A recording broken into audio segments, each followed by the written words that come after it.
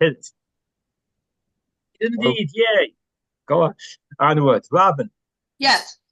so Robin, shall I just say you're a law professor at St. John's University, and you've written some seminal pieces on how you can use trafficking law to go after cult leaders, which I believe was a big piece of how Keith Raniere got sentenced to trafficking for 120 years, and Larry Ray did too. And I think it was a few years ago you presented, but you've recently done another paper in a journal. So I thought it would be interesting for you to present. So with that, um, take it away. Thank you. Thank you. Thank you for having me. And it's a pleasure being here and to seeing all of you. Yes, I was before your group a couple of years ago, I think pre-pandemic, so it was a Yeah. while. And I talked about these ideas, and then a law review journal reached out to me and asked me for an article. They weren't very specific about the topic. And I said, well, this topic's been floating around in my mind. So I sat down and wrote it that particular summer, and it got published. I will get it to Steve and he can circulate the published article. So the topic is undue influence, and I thought it would be of interest to you. The name of the paper is Undoing Undue Influence: How the Doctrine Can Avoid Judicial Subjectivity by Omitting the Vulnerability Element.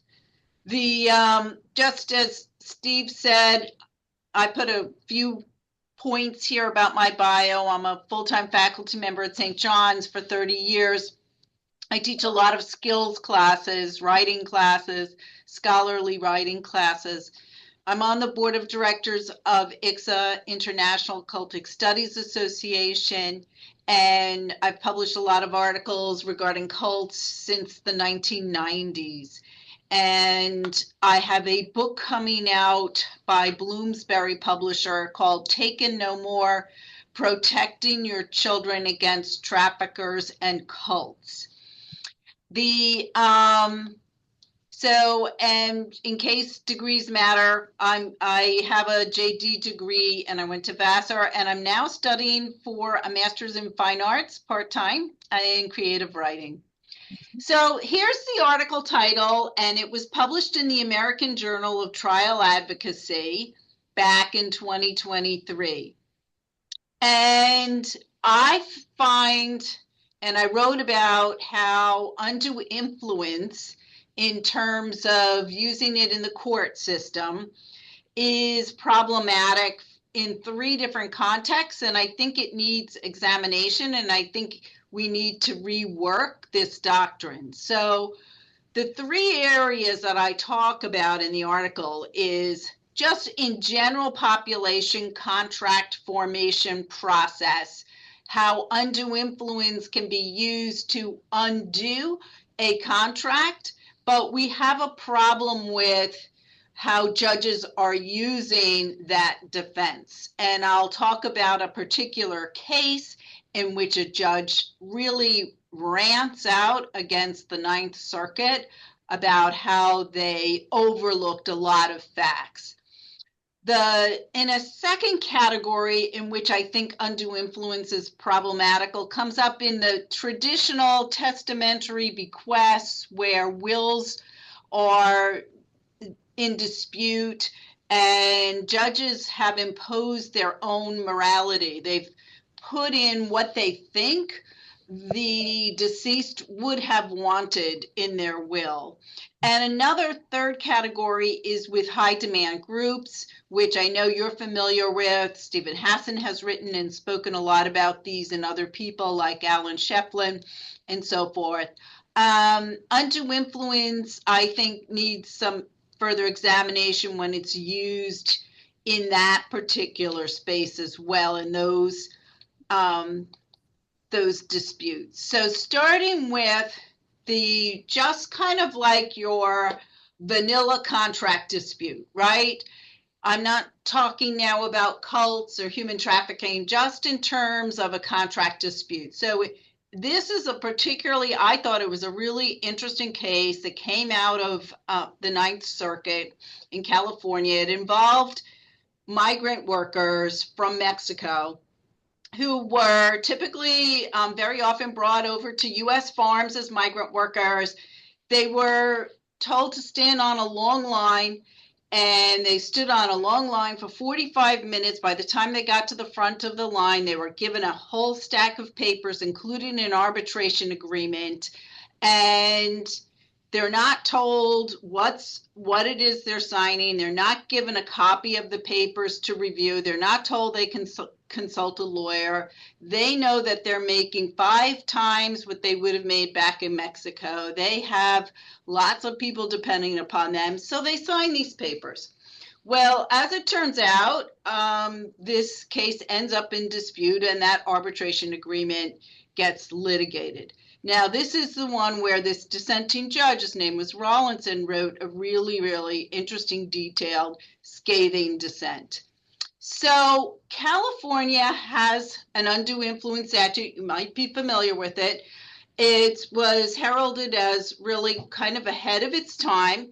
And undue influence consists of, number one, the use by one in whom a competence is reposed by another who holds a real or apparent authority. 2, and this is the one that I'm concerned about, in taking an unfair advantage of another's weakness of mind. Or 3, in taking a grossly oppressive and unfair advantage of another's necessities or distress. But I'm concerned with this part that's in yellow, another's weakness of mind. I'm concerned with that courts are going to focus on the weakness of mind and how troubling that phrase can be. In addition to California's statute, they also have a case that courts often refer to. It was from their own state court. It's called Odorizzi versus Bloomfield. You might be familiar with it. It has a factor test, many factors in which courts can try to assess whether undue influence occurred. And it turns out that my former contracts professor at Fordham, Professor Joseph Perillo, is a scholar, and he had looked at this particular case and had written that the courts apply a subjective test when they use this Odorizzi case. The procedural history of this particular Martinez-Gonzalez case is interesting because he sues his employer for failure to pay minimum wages, lack of meals, rest periods, privacy violations. He quits his job, he returns to Mexico, and during the course of this suit, and he also joins a suit with a number of other workers, the employer moves to compel arbitration, and that's where this dispute arises. You're kind of, as I said, it's the vanilla kind of contract dispute. Is this arbitration provision binding?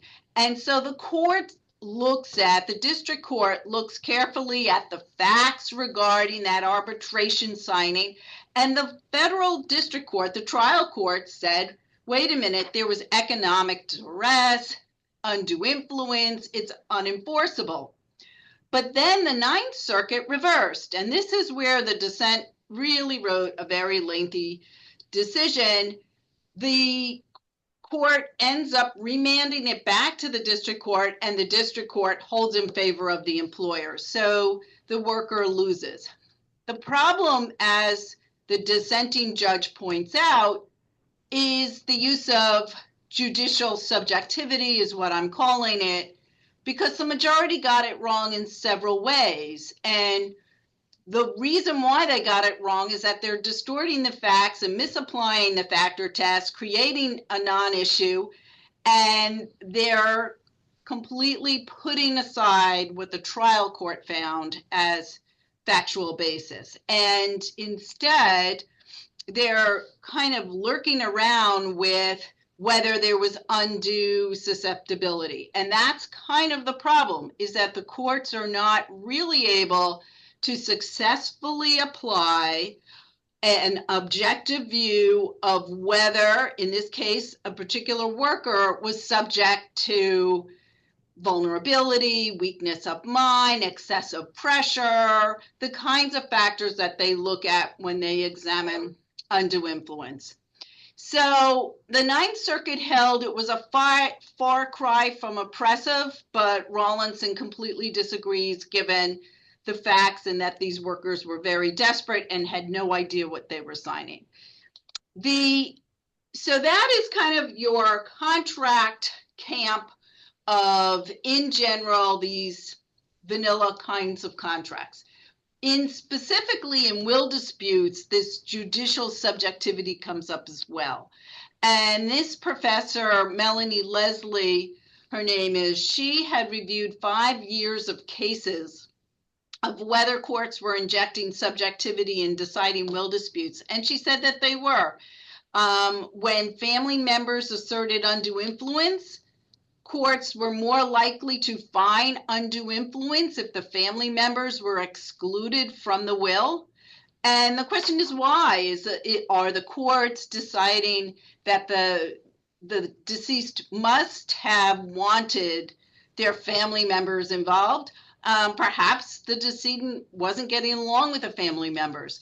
The judges inserted their own sense of morality, in other words. And the same problem occurs even in situations involving adoption. In this particular case, it's called Methodist Mission Home of Texas, that the court added its own subjective view about the mother's circumstances, whether she should be giving up her child for adoption. And the court referred to the mother as emotionally distraught and peculiarly vulnerable.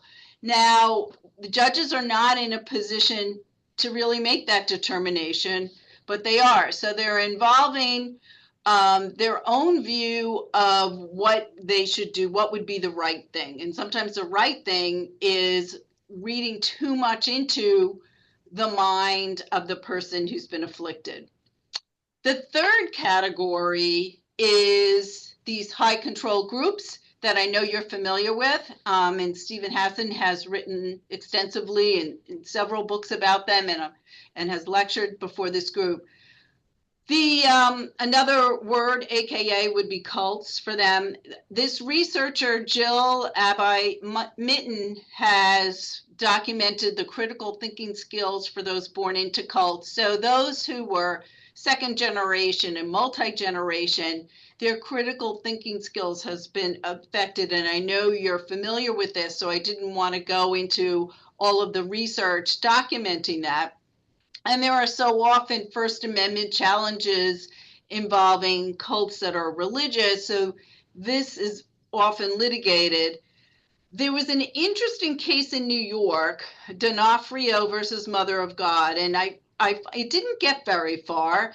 It was in the trial courts, but the interesting thing is that the plaintiff wins. So this plaintiff is claimed that the spiritual leader in this particular church had her turn over, and this is a familiar story, I'm sure you've heard it, turn over all of her real and personal property to the church, or she would have dire consequences, spiritual problems, not getting to eternity and so forth. So she turns over 6 figures worth of sums of money to the church, and the leader abused her, isolated her, treated her badly, controlled her, controlled what she ate, what she drank. It led to her health decline. So she sues. The defendant, the church, files a motion to dismiss, but the court rules in favor of the plaintiff. Good for the plaintiff. The court considered the plaintiff's attestation, though, about her own mental state and concluded she sufficiently alleged undue influence. It's interesting that the court took into account that she had been going through a divorce before she joined this church. So here's the thing.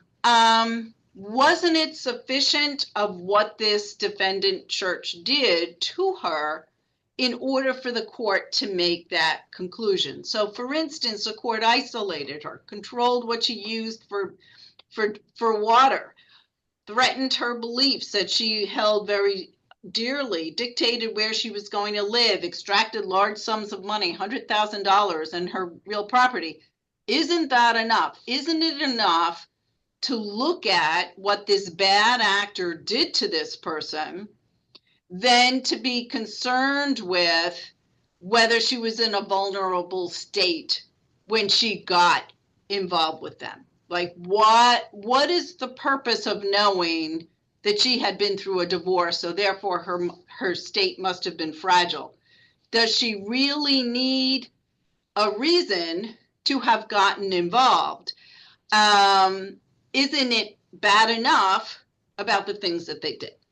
So why are we looking at the vulnerable state of the plaintiff in this case? It just, to me, what if she had not gone through a divorce? What if everything looked on the surface as if she was completely mentally healthy and got involved with really bad actor? Would she have lost the case? So this is why I think the undue influence doctrine needs to take out that vulnerability element, because I think we need to focus on the bad acts of the bad player. Another problem that comes in with focusing on the plaintiffs and their mental state is trying to figure out when the time clock starts for purposes of statute of limitations. So in this particular case, it came out of Arizona, and it involved yoga and health centers on college campuses. And what happened was it involved the plaintiffs sued the corporate defendants. The plaintiffs were young college students who got involved. And it took a long time for them to bring the suit. And they had exceeded the statute of limitations, but then they were asking for a tolling. And the court was involved in, well, when do the plaintiffs become free of the spell of the defendant to understand that undue influence occurred? And in my mind, why do we need to look at the plaintiff's state of mind? Why can't we just look at the bad acts of the defendant and work with that statute of limitations construct, not so much about when they would have conscious of mind to understand what was done to them? Their case survived a motion to dismiss, which was good for them.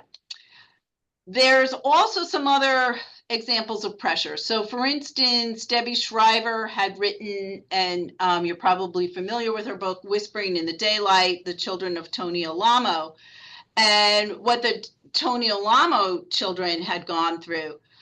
There are many other survivors of high control groups, and they describe horrors, psychological, emotional, physical trauma.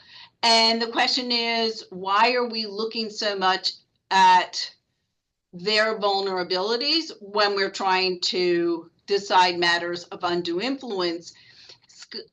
Richard Delgado, you may be familiar with him. He's a scholar and well-known law professor.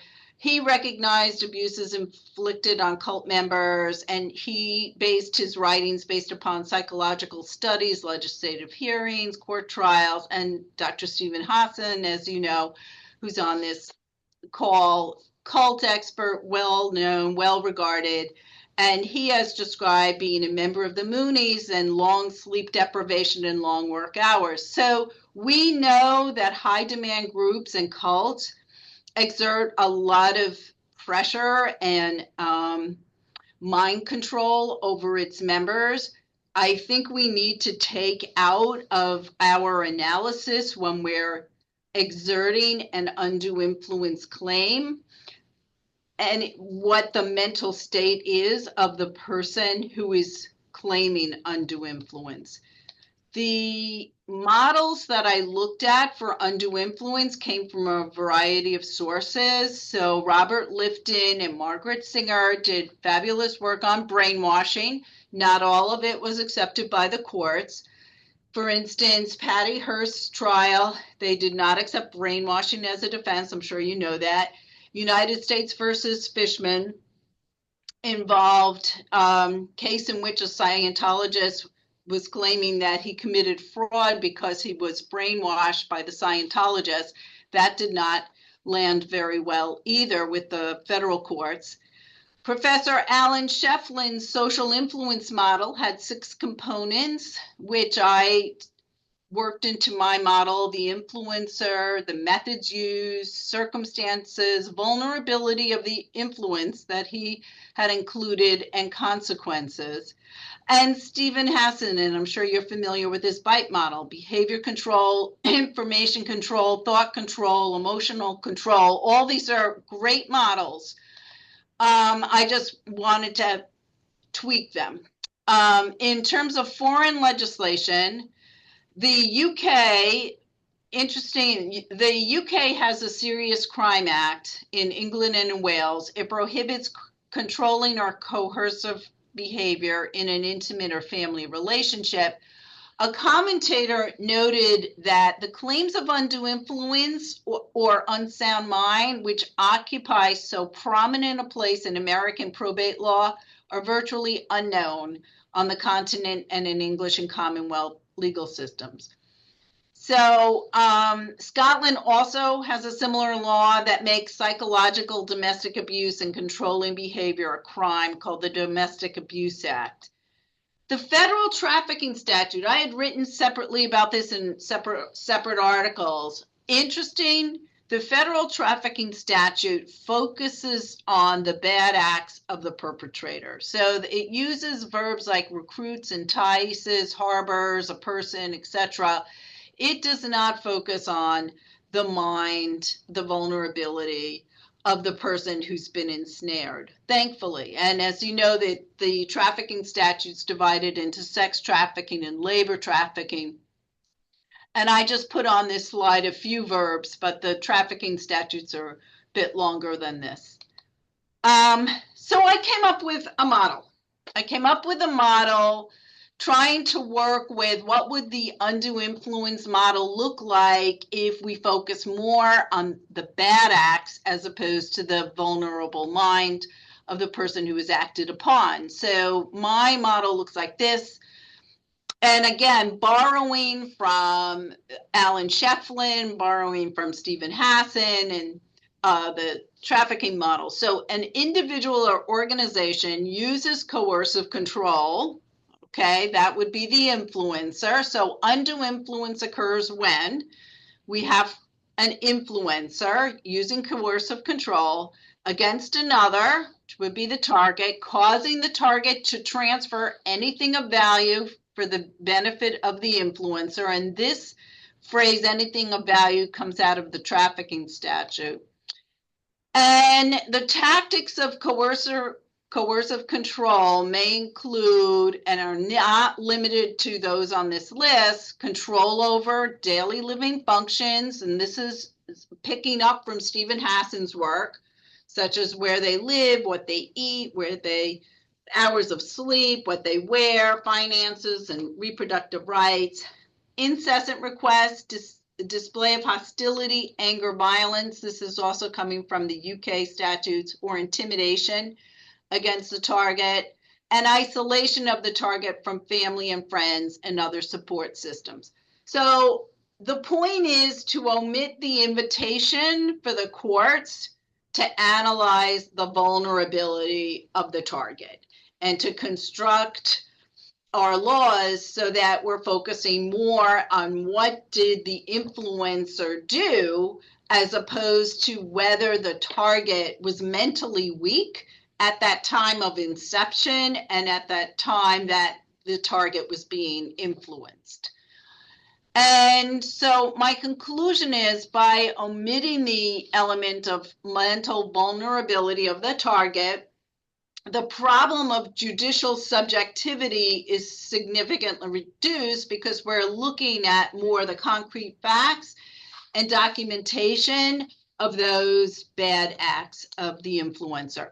The anticipated factual findings by the court will be more properly focused on the overreaching and controlling aspects of the influencer, such as in the D'Onofrio case, $100,000 went over to the church and that they restricted where she was living and who she was seeing, etc.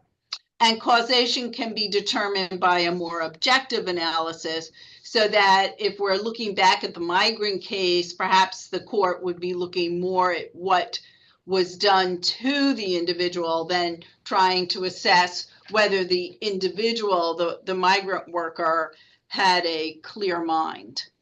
And okay, so that was about a half an hour. So thank you. And that is my contact info, and my I have a website with all of these materials on it if you'd like to see. Should I stop sharing, Stephen? Yes, please. And I'm going to turn off the recording. Okay, great.